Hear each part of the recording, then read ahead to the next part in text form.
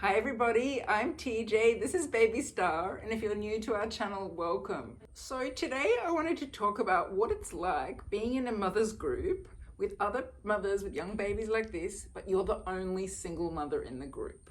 And let me tell you, this is something I've had to face a lot lately, because at the moment I'm actually in 4 mothers groups. In Australia we call them mums and bubs groups. I'm in one for women who live in this local area that I'm in one for women whose babies are the same exact age as me, who live in this whole region. I'm in one just through a group of friends who know other friends who know other friends, so that's more kind of like a kindred spirit group of women who get along. And then I actually started one myself for women who've just had a baby who are over 40. But in all the 4 groups that I'm in, I'm the only single mum, except in the 40 plus group, there's 2 of us who are single and all the others have partners. So I'm having this experience over and over where I'm sitting in these mums and bubs groups and I'm the only single mother, and it's confronting. Like, it brings stuff up for me. I don't know if any of you have been in these groups and have had this experience of being the only single mother, or one of 1 or 2 or 3 only single mothers in the room. You know, it's pretty full on actually. So I thought I'd make a video about, you know, the stuff it brings up and like the stuff that's challenging about it, but also there's some positives that come out of it. So one of the things that's really difficult about being the only single mother in a mother's group is that the other women just really can't relate to what you're going through. They're just not in the same situation. Yes, they have a small baby, they have a cute baby, they have all the challenges of raising a baby, but they're not doing it by themselves. They have a partner. And so just that fact alone means they're in a very different experience. And in some cases, the partner is very helpful and is constantly helping with the baby and they're sharing all the duties. In other cases, the woman's doing most of it herself, or maybe even all of it herself, but they're still not in the same situation as you if you're a single mother. And what I find funny is that sometimes they think that they are in the same situation and they think that they can relate to it, and they say, oh, I really know what it feels like to be a single mom because, you know, my husband works nights. And I'm like, oh, okay, but you still see him on the weekends. He still helps you when he first wakes up and when he comes home. How is that the same? You know? Or, yeah, I really know what it's like because my husband went away for a few weeks and I really just looked after the baby by myself, and it made me realize what it's like for you as a single mother. I'm like, no, it's not the same when you know you're only doing it for 3 weeks because your husband's away, or when you're doing it for the rest of your life. You know, it's just a totally different feeling, having to be totally responsible for this other human, make every single decision for this other human for the foreseeable future, or just having to look after a baby by yourself for a few weeks because your husband's away. So I always find it funny when they say things like, yeah, I really know what it's like for you as a single mom because my husband doesn't help very much. You know, I really do most of it by myself. I'm thinking to myself, no, it's not the same. You still got another person helping you financially. You've got another person who you can discuss things with, even if you only see them 1 hour a day. You know, you've got someone who maybe once a week can help you. Even the women whose husbands don't help much, who think they're doing it all alone, they're really not all alone, because if there was an emergency, the husband would be there. You know, if they had to get someone to pick them and the baby up, the husband would do it, even if he's busy most of the time. They always still have that backup person. They always still have that emergency person. As a single mother by choice, you don't have that person. You know, there's a sperm donor who you're probably never going to meet, or you might meet when your child's 18, but that's it. So there's no one in that space. Yes, you may have set up a support structure and you may have friends helping you. You may be lucky enough to have family in the area. And I've made another video about how I set up a support system for myself because I don't have any family in the area. You can see that video here. But even if you have family helping you, or you have a support structure, or you have a best friend, it's still a totally different situation than if you have a partner. So I do find it very funny when they say, oh, I really know what it's like being a single mother because I have to do all the looking after my baby myself. I'm like, no, you don't. One of the other things that can be really hard being the only single mother in your mother's group is when you have mums there who really do have a great supportive husband, you know, and there are some, you know, some of the mothers have amazing partners. These men are like, you know, they take the baby in the middle of the night, the mother does the breastfeeding, and then they hand the baby to the husband and he goes and changes the baby and puts the baby back to sleep, and the mother goes back to sleep. I mean, there really are some amazing fathers out there, and I hear about them in these groups, and I'm really happy for the women, you know, I'm really glad that they have that. I don't begrudge them that support, I'm not jealous of them. It's just not the same situation that I'm in. And so I kind of feel like we're in 2 different planets. I find it hard to connect with them or feel close with them or feel like they get me. And one of my primary values in life is really feeling like someone gets me and I get them and we're on the same page and we really connect. So for me, what I find about it hard is that, you know, I don't feel like there's that much connection because they don't realize when they're talking about their amazing husband and how much help the husband's giving them, and they don't realize when they're saying that how that's landing with me as a single mother. They don't realize what it's like to not have that support. They can't seem to put themselves in my shoes when I don't have that support and what my life is like. I'm not saying my life is worse than theirs. It's not. It's just very different. I have to organize things very differently. So it just can sometimes make me feel a bit estranged from them when they talk about that stuff. But that's okay. It's still worth going to the group, but I'm just sharing with you the things that are challenging about it. I've just put baby Star down for a minute because she wanted to have a play. She was getting a bit sick of sitting in my arms. But I just wanted to say one other downside of being the only single mother in a mother's group, and I have had to deal with this one, is it can be triggering. It can be triggering because some of us who are single mothers by choice, we did want to have a baby with a partner. It was the original dream. And when we say by choice, in some cases, it's our second choice. Like for me, my dream was to have a baby with a partner who I loved, my beloved husband, but that never happened.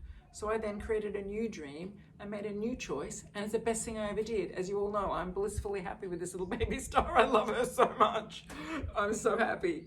But it is painful for me when I see these women in these mothers groups who are getting along with their husbands, who have supportive husbands, who are in that dream relationship. And I do know some women in my mothers groups who just have very beautiful partners and they're very, very happy with them. Now, they might have issues later as the children get older and all the cracks start to appear, but at this point, they're still in that honeymoon phase, new baby, little bliss bubble of the family, my beloved husband, we're also in love, and they post these pictures on Facebook of the husband and the wife and the baby, and they're all in a little bliss bubble, you know, and that's hard to hear about at your mother's group when they're talking about that. I find that hard.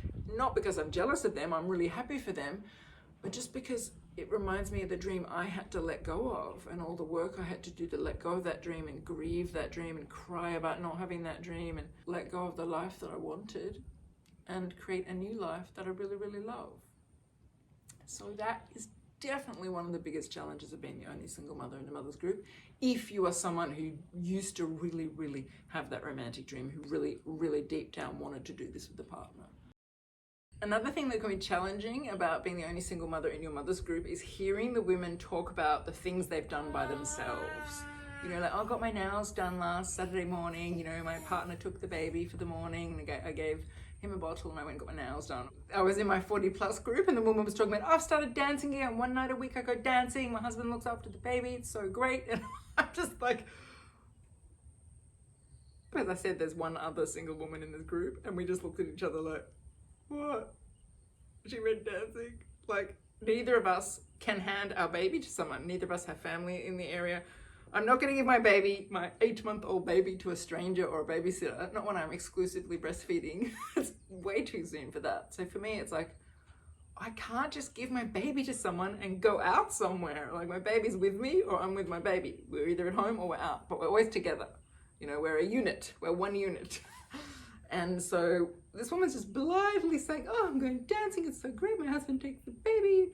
She just got no awareness that in my reality, in this other single woman's reality, that is physically impossible. And we are probably never going to have a night to ourselves again until our baby's really old enough to be left with a babysitter, maybe when they're 5 years old or something. So it's just like the complete obliviousness. She's just oblivious to my situation and to the other woman's situation.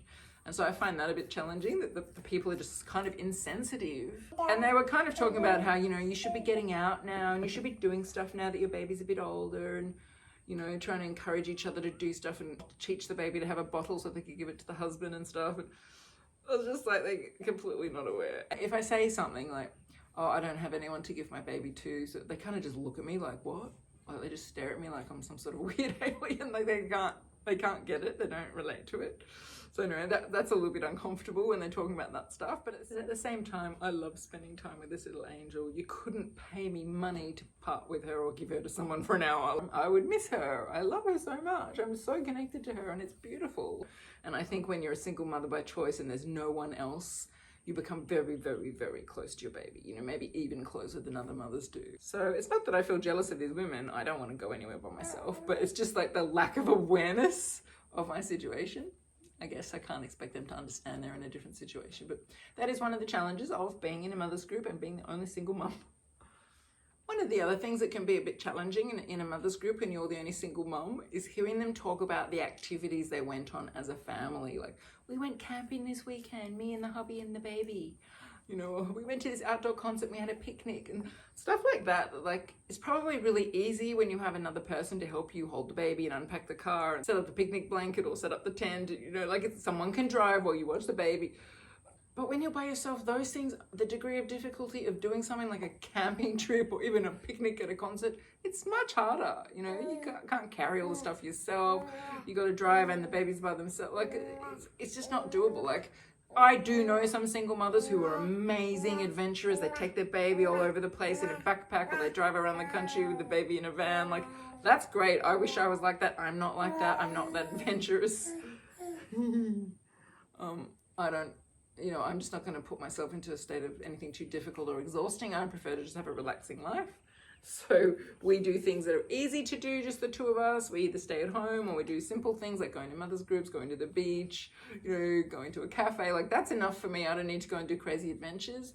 But if I wanted to, yes, it would be much, much harder doing them by myself. So when these women just like throw off these things that they're doing every weekend, it's like, you know, I'm not jealous of them. I don't begrudge it. I don't particularly need to do those things. I've done all those things before, but it's still definitely a dramatic difference in their situation than in my situation. Much easier logistically to do stuff when you have a second person helping you, especially, you know, big things like going camping or going on a holiday.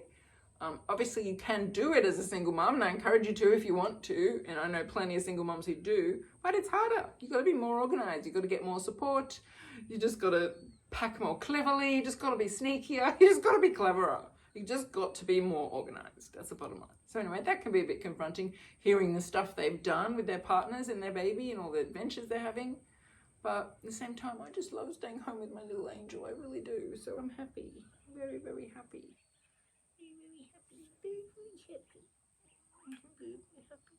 And then one last challenge that I'll talk about actually happened the other day at a mother's group I was at. Like, if you're the only single mother, particularly if you're a single mother by choice, so there's no man, there's no partner, you used a sperm donor, in some ways they're fascinated by you. Like, they think you're an alien. Like, I was at this gathering, we were all at the beach, there was all these mums, the little babies under 1 year old, and we were all playing together, and somehow it came out that I had done this with a sperm donor, and they were like, oh, wow.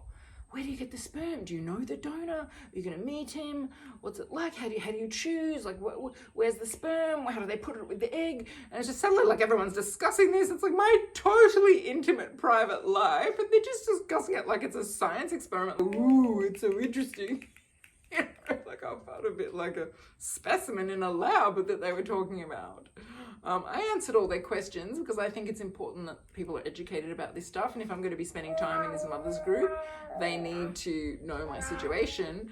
But it was really treated like as a interesting object more than like with kind of empathy for my situation, and I just think for them it's like something they've never heard of before. They can't imagine doing it, especially where I live. It's a very kind of hippie area. There's not that many people who do IVF. It's really not very well known. They kind of frolic in forests and end up pregnant. So, there's a lot of babies where I live, and most of them happen naturally through sex, not through IVF. So yeah, it's an alien concept. If I lived in a big city, it would be different. A lot more people do IVF. It's a lot more well known. I probably wouldn't be treated like this, but depending on where you live and how common IVF is and how common being a single mother by choice is the degree to which you'll be seen as a weird, interesting, fascinating alien. So you may not have that issue where in your mother's group, or you may. But if you've experienced any of these challenges, please let me know in the comments. I want to hear what it's been like for you. Have you faced any of these things, or have you had other challenges that I haven't mentioned? Maybe you've experienced some challenges from being the only single mother in your mother's group that I haven't talked about. I'd love to hear those. I really want to share your experiences and hear what it's been like for you. Okay guys, well, I'll see you in my next video. I hope you've enjoyed this. Bye. Oh my love, it's you that I dreamed of. Oh my